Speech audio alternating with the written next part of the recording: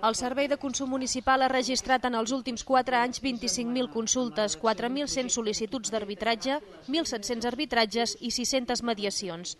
És el balanç que els responsables de l'àrea fan del mandat 2007-2011. En aquest mandat, l'Oficina del Consumidor ha atès més de 25.000 consultes, amb una tendència ascendent 2008 i 2009 i un cert decreixement el 2010, degut, entre altres coses, a que la crisi econòmica està frenant les pautes de consum i, per tant, és lògic que aquest fre de pautes de consum també es tradueixi en un descens de consultes. Els àmbits que més consultes han rebut han estat telefonia i internet, els serveis bàsics, sobretot les companyies elèctriques, el sector financer i l'administració pública.